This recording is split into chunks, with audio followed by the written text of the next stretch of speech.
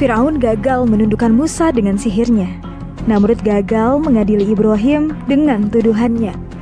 Akhirnya keduanya main kayu, represif, melakukan persekusi terhadap para penyeru agama ilahi. Rasulullah SAW gagal ditundukkan dengan tahta, harta, dan wanita oleh rezim kafir Quraisy. Bahkan beliau lebih memilih tetap konsisten dengan dakwah atau mati sebagai pengembannya. Rasulullah SAW juga difitnah, dihina, bahkan dipersekusi saat hendak hijrah ke Madinah. Dan kita lihat hari ini, setelah rezim gagal membendung opini dakwah syariah dan khilafah melalui film Jejak Khilafah di Nusantara, setelah rezim ini merasa tak mampu mengimbangi dakwah secara intelektual, maka mulailah rezim mengadopsi cara-cara Fir'aun, Namrud, dan rezim kafir Quraisy. Dikabarkan bahwa Ustadz Ismail Yusanto telah dilaporkan ke polisi oleh orang yang tidak penting. Beliau dituduh menyebarkan paham khilafah ala HTI. Beliau dituduh mengancam keamanan negara. Padahal tak ada satupun produk hukum yang melarang mendakwahkan khilafah. Khilafah yang didakwahkan HTI juga khilafah Islam yang akan menerapkan hukum Islam, bukan hukum HTI. Khilafah yang akan menjadi junnah bagi segenap kaum muslimin. Ustadz Ismail Yusanto juga tidak menggunakan senjata atau menggunakan kekerasan dalam dakwah. Tidak ada satupun nyawa yang terbunuh karena Ustadz Ismail Yusanto.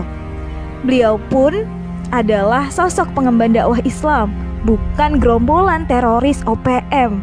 Ustadz Ismail Yusanto juga tidak merugikan negara hingga 11 triliun seperti Pertamina di bawah komisaris Ahok. Tidak terlibat korupsi EKTP seperti Novanto. Tidak pula kebagian duit bisyarah dari korupsi Imam Nahrawi. Maka benarlah ungkapan beliau, benar salah dasarnya adalah Al-Quran dan As-Sunnah, bukan dibubarkan atau tidak. Mengancam negara atau tidak standarnya juga Al-Quran dan As-Sunnah, bukan dilaporkan polisi atau tidak.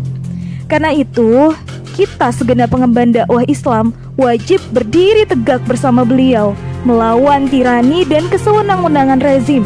Masalah ada pada rezim yang represif dan anti-Islam.